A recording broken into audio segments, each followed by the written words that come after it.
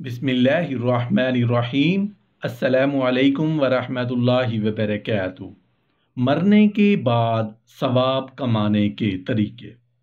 ایک حدیث ہے جس کا مفہوم کچھ اس طرح ہے کہ آدمی کے مرنے کے بعد 7 چیزوں کا ثواب اس انسان کو ملتا رہتا ہے۔ ان 7 چیزوں میں یہ ضروری نہیں کہ ساری تنہا خود ہی کی ہوں، بلکہ اگر کسی چیز میں تھوڑی بہت شرکت بھی اپنی ہو گئی تو بقدر اپنے حصہ کے اس کے ثواب میں سے حصہ ملتا رہے گا۔ اگر کوئی شخص یہ چاہتا ہے کہ میری اولاد مرنے کے بعد بھی میرے کام آئے تو اپنے طاقت اور موافق اس کو نیک اور صالح بنانے کی کوشش کرنی چاہیے کہ یہ حقیقت میں اولاد کے لیے بھی خیر خواہی ہے اور اپنے لیے بھی کارآمد ہے۔ اللہ جل شانہ کا پاک ارشاد ہے، اے ایمان والو، اپنے آپ کو اور اپنے اہل و عیال کو جہنم کی آگ سے بچاؤ۔ رسول اللہ صلی اللہ علیہ وآلہ وسلم نے ایک آیت شریفہ تلاوت فرمائی تو صحابہ نے عرض کیا، یا رسول اللہ صلی اللہ علیہ وآلہ وسلم، اپنے اہل و عیال کو کس طرح آگ سے بچائیں؟ حضور اقدس صلی اللہ علیہ وآلہ وسلم نے فرمایا، ان کو ایسے کاموں کا حکم کرتے رہو جن سے اللہ جل شانہ راضی ہوں، اور ایسی چیزوں سے روکتے رہو جو اللہ تعالیٰ کو ناپسند ہوں۔ حضرت علی کرم اللہ وجہ الکریم فرماتے ہیں، اپنے آپ کو اور اپنے اہل و عیال کو خیر کی باتوں کی تعلیم اور تنبیہ کرتے رہو۔ نبی کریم صلی اللہ علیہ وآلہ وسلم کا ارشاد نقل کیا گیا ہے کہ اللہ جل شانہ اس باپ پر رحم کرے جو اولاد کی اس بات میں مدد کرے کہ وہ باپ کے ساتھ نیکی کا برتاؤ کرے، یعنی ایسا برتاؤ اس سے نہ کرے جس سے وہ نافرمانی کرنے لگ جائے۔ سب سے اہم چیز وہ اولاد صالح ہے جو مرنے کے بعد دعائے خیر کرتی ہے۔ اول تو اولاد کا صالح بنا جانا بھی مستقل صدقہ جاریہ ہے کہ جب تک وہ کوئی بھی نیک کام کرتی رہے گی اپنے آپ اس کا ثواب ملتا رہے گا۔ پھر اگر وہ نیک اولاد والدین کے لیے دعا بھی کرتی رہے اور جب وہ صالح ہے تو دعائیں کرتی رہے گی، یہ مستقل ذخیرہ والدین کے لیے ہے۔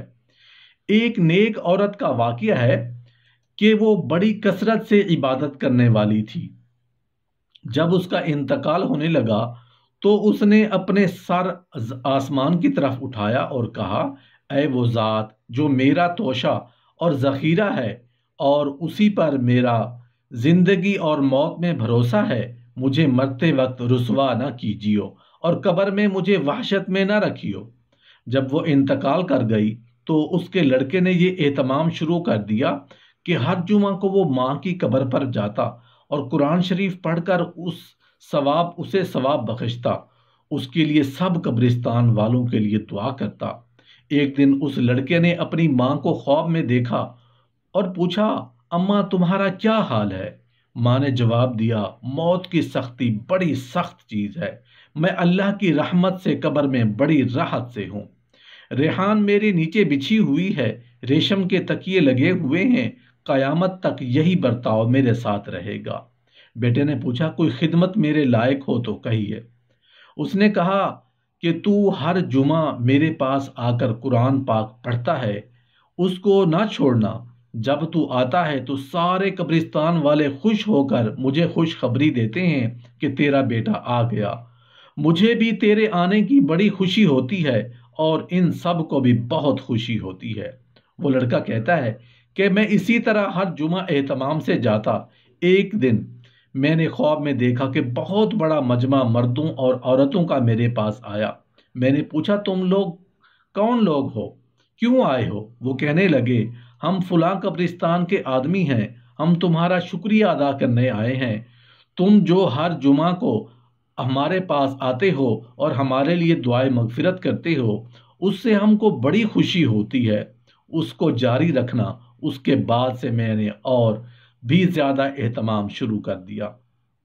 ایک عالم فرماتے ہیں کہ ایک شخص نے خواب میں دیکھا کہ ایک قبرستان کی سب قبریں ایک دم شک ہو گئیں اور مردے ان میں سے باہر نکل کر زمین پر سے کوئی چیز جلدی جلدی چن رہے ہیں، لیکن ایک شخص فارغ بیٹھا ہے، وہ کچھ نہیں چنتا۔ میں نے اس کے پاس جا کر سلام کیا اور اس سے پوچھا کہ یہ لوگ کون ہیں اور کیا چن رہے ہیں؟ اس نے کہا کہ جو لوگ کچھ صدقہ، دعا، درود وغیرہ کر کے اس قبرستان والوں کو بھیجتے ہیں اس کی برکات سمیٹ رہے ہیں۔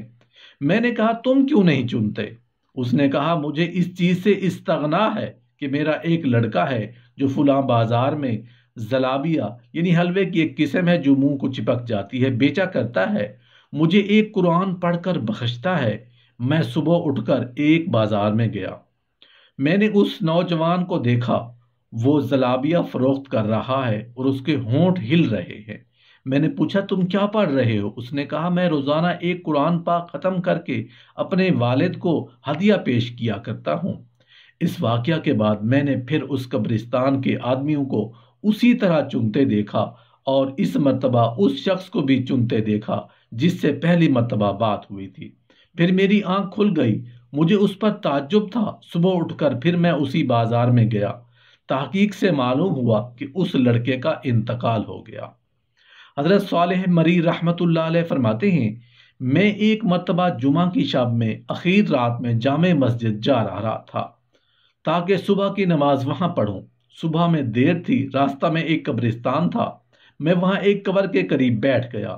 بیٹھتے ہی میری آنکھ لگ گئی، میں نے خواب میں دیکھا کہ سب قبریں شک ہو گئی اور اس سے مردے باہر نکل کر آپس میں ہنسی خوشی باتیں کر رہے ہیں، اور ان میں ایک نوجوان بھی قبر سے باہر نکلا جس کے کپڑے میلے اور مغموم سا ایک طرف بیٹھا۔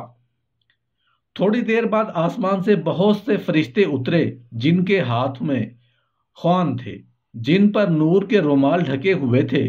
وہ ہر شخص کو ایک خوان دیتے تھے اور جو خوان لے لیتا وہ اپنی قبر میں واپس چلا جاتا تھا۔ جب سب لے چکے تو یہ جوان بھی خالی ہاتھ اپنی قبر میں جانے لگا۔ میں نے اس سے پوچھا کیا بات ہے، تم اس قدر غمگین کیوں ہو اور یہ خوان کیسے تھے؟ اس نے کہا یہ خوان ان ہدیوں کے تھے جو زندہ لوگ اپنے اپنے مردوں کو بھیجتے ہیں، میرا کوئی نہیں جو بھیجے۔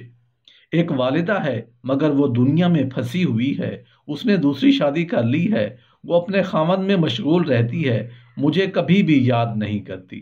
میں نے اس کی والدہ کا پتہ پوچھا اور صبح کو اس پتہ پر جا کر اس کی والدہ کو پردہ کے پیچھے بلایا اور اس سے اس لڑکے کا پوچھا اور خواب سنایا۔ اس عورت نے کہا بے شک وہ میرا لڑکا تھا، میرے جگر کا ٹکڑا تھا، میری گود اس کا بستر تھا۔ اس کے بعد اس عورت نے مجھے 1000 درہم دیے کہ میرے لڑکے اور میری آنکھوں کی ٹھنڈک کے لیے اس کو صدقہ کر دینا، اور میں آئندہ اس دعا اور صدقہ سے یاد رکھوں گی، کبھی نہ بھولوں گی۔ حضرت صالح رحمت اللہ علیہ فرماتے ہیں کہ میں نے پھر خواب میں اس مجمع کو اسی طرح دیکھا اور اس نوجوان کو بڑی اچھی پوشاک میں بہت خوش دیکھا۔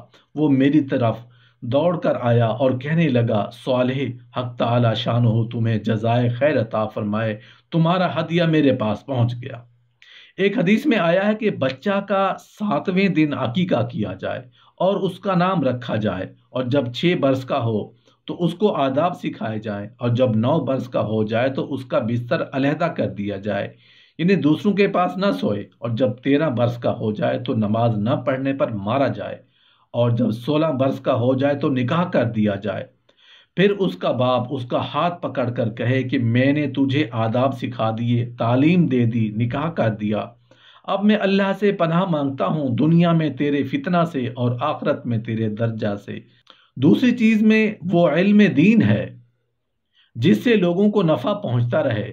مثلا کسی مدرسہ میں کوئی کتاب وقف کر گیا، جب تک وہ کتاب باقی ہے اس سے لوگ نفع اٹھاتے رہیں گے، اس کا ثواب خود بخود ملتا رہے گا۔ کسی طالب علم کو اپنے خرچ سے حافظ قرآن یا عالم بنا گیا، جب تک اس کے علم اور حفظ سے نفع پہنچتا رہے گا، چاہے وہ حافظ اور عالم خود زندہ رہے یا نہ رہے، اس کا ثواب ملتا رہے گا۔ مثلا کسی شخص کو حافظ بنایا تھا، اس نے 10-20 لڑکوں کو قرآن پاک پڑھا دیا اور وہ حافظ اس کے بعد مر گیا، تو جب تک یہ لڑکے قرآن پاک پڑھتے اور پڑھاتے رہیں گے اس حافظ کو مستقل ثواب ملتا رہے گا اور اس حافظ بنانے والے کو علیحدہ ثواب ہوتا رہے گا۔